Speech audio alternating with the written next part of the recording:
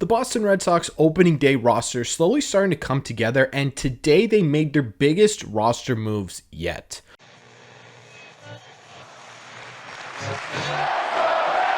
What is going on, everybody? Welcome back to Red Seat Radio. My name is Corbin, and just a heads up, I made my podcast debut this week, appearing on the Woo Sox official podcast, Woo Sox Insider. We broke down stats, we talked about the 2023 Worcester Red Sox, we even brought up Derek Jeter. So if you want to take a listen to my podcast debut, that link is going to be in the description below, and it's available on Spotify, Apple Podcasts, really wherever you get your podcasts. Anyways, the Red Sox opening day roster has been a bit of a mystery. There have been a ton of questions surrounding it. What do the Red Sox do with Alfaro, Tapia? Both of these guys have opt-outs. How are they going to replace injured players? And there's only a couple days left to make those decisions. Well, today we got some pretty big news in that category, probably the biggest we've gotten yet. So what we're going to do in today's video is we're going to break down those roster moves. We're going to talk about what it means for the player themselves, how it's going to affect them. We're going to talk about why these roster moves could have been made, and we're going to talk about how this is going to affect the 2023 Red Sox team. But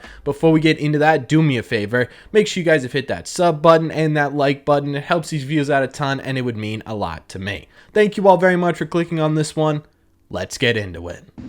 Okay, so I think the best way to do this is break this down in chronological order and how moves were announced. The first move to be announced was that Zach Kelly will be on the opening day roster for this Red Sox team, and I really like this. Zach Kelly in the spring had a 2.70 ERA with 7 strikeouts and 4 walks in 10 innings pitched. I liked what I saw from Zach Kelly this spring. I liked what I saw from Zach Kelly at the end of last year. I think his stuff plays at the major league level, especially that changeup, and I think it's the smart move for the Boston Red Sox, considering injuries that have popped up during the spring to their bullpen and the fact that they are going to have some pretty key bullpen guys start the year in the rotation. So in my opinion, Zach Kelly on the opening day roster makes a lot of sense. In my opinion too, he could also be a guy that stays on this Red Sox team for the entirety of the year, because like I said, I think his stuff plays, and he now has the opportunity to show that over the course of an entire big league season. This also might mean that Caleb Ward is pushed further into DFA territory. Caleb Ward and Zach Kelly were probably two of the guys who were going to be fighting for one of these bullpen roster spots, and with Zach Kelly getting the official nod, that just pushes, my opinion, Caleb Ward closer to a DFA. Now let's move on to some of the bigger roster moves made within the last 24 hours. The second big roster move to be announced by the Red Sox just a couple of hours ago was that they were going to be optioning Bobby Dalbec to AAA Worcester. Now this move actually surprised me a little bit. I thought what Bobby had been doing this spring looked fairly impressive enough to earn him a spot on this major league team, but I guess not. He had looked good defensively, he had been playing a whole lot of different positions and actually playing them fairly well, and he was hitting okay at the plate. He finished with the major league team in spring training hitting .235 with a .304 on base percentage and 2 home runs. And those numbers aren't exactly particularly impressive, but I did think combining everything he has done this spring, it was enough to make him look like, at least to start the year, a viable option to be a utility player on this Red Sox team, especially when you consider you had no one to compare him to, right? Because Yu Chang, this is going to be his first major league game with the Red Sox in spring training today, and we have not seen him outside of that. So to me, Bobby Dalbec was looking fairly good,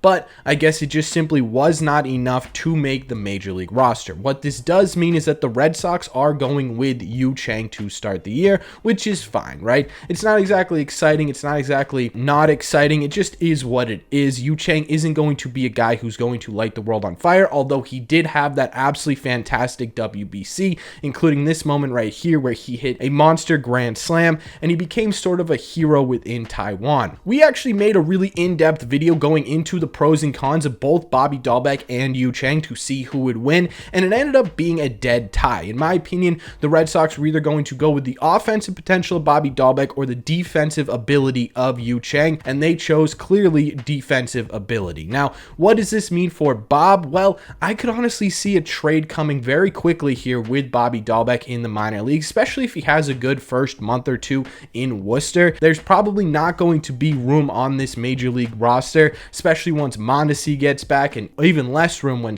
Story gets back as well. So I could see a trade for Bobby Dalbec coming within the next couple of months, weeks, whatever. As for Yu Chang, I think Yu Chang is going to be a viable utility option for the first couple of weeks to couple of months of this season, basically whenever Adalberto Mondesi is ready, right? Once Adalberto Mondesi is ready, in my opinion, it should be a pretty quick decision to DFA Yu Chang. He's not getting paid a lot. He's not going to be a star utility player for you. He's going to be a guy who can fill a role. And so at the end of the day, I mean, this was a 50-50 toss-up, right, between Bob and Yu Chang. I don't think there was really a wrong decision here. I'm just kind of surprised they did not give Bob at least the first couple of weeks of the season, especially considering Yu Chang hasn't really played any major league games this offseason.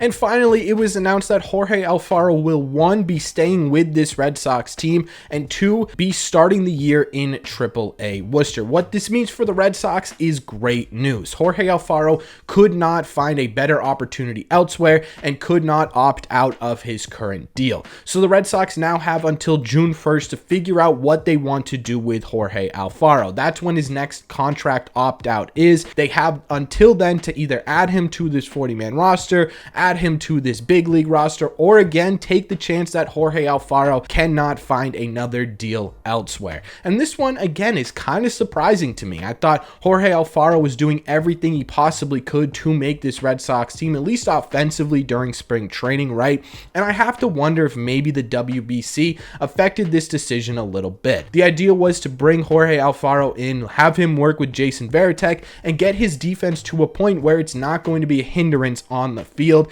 Apparently, it did not get to that point because the Red Sox did not add him to that 40-man roster. What this also means for this Red Sox team is that Connor Wong will be ready to go for opening day and will be on the Red Sox opening day roster. Again, it's really interesting to me that it's sort of a similar situation to Bobby Dalbec and Yu Chang. The Red Sox chose defensive ability in Connor Wong as opposed to the offensive potential of Jorge Alfaro. Now, does this mean that Jorge Alfaro is no longer on the Red Sox or doesn't have the opportunity to earn himself a spot on the major league roster? No, not really. There's still definitely opportunities for him, especially if someone gets injured or if he starts killing it at the minor league level. Now, the problem I've heard from Chris Hatfield on Twitter about Jorge Alfaro and why the Red Sox may have been cautious in adding him to this 40-man team is the Red Sox have not been impressed really with his defensive improvements this spring training. They still feel as though his defense isn't up to where they want it to be to start the 2023 season. So that is something Jorge Alfaro is going to have to work on. But honestly, the Red Sox caught a pretty big break with this Jorge Alfaro news, right? The fact that they weren't going to add him to the 40-man roster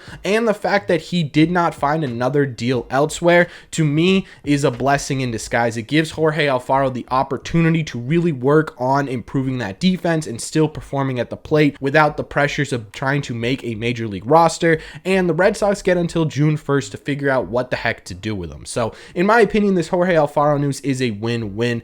I'm a little bit cautiously optimistic about Connor Wong. I don't think he's going to be a major piece for this Red Sox team in 2023, but we've heard only really good things about Connor Wong's ability to catch pitchers, right? Rich Hill calling him a future leader of the Red Sox, Nate Eovaldi seeking him out in the offseason to pitch to him, right? And obviously this is a bit of a new pitching staff, but the fact that other pitchers that were with the Red Sox at one point speak so highly of Connor Wong keeps me cautiously optimistic about what Connor Wong can do. One thing I will say is that in my opinion, this is really the year where Connor Wong needs to be able to at least somewhat put it together at the plate, right? He needs to be hitting above, in my opinion, 230 this year to really try and cement himself as either a backup catcher or possibly a starting catcher as well. So this is a really critical year for Connor Wong. And those are all of the moves that were made by the Red Sox today. We are still waiting for the final opening day roster moves. That includes whether the Red Sox are going to take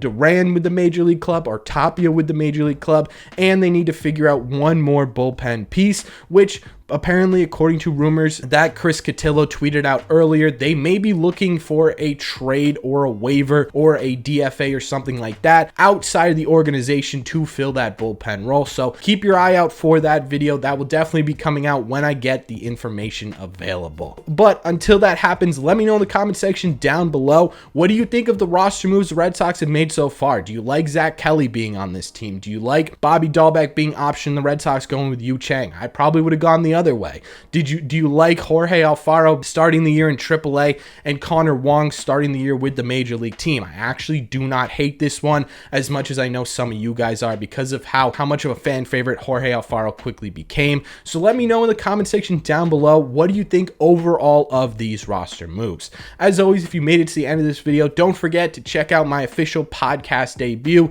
in the comment section down below. Also, make sure you guys have hit the like and subscribe button on this video. If you made it to the end here, you might as well hit both of those. It takes 2 seconds and it helps this video out a ton. Thank you all very much for clicking on this one, and I will see you in the red seats.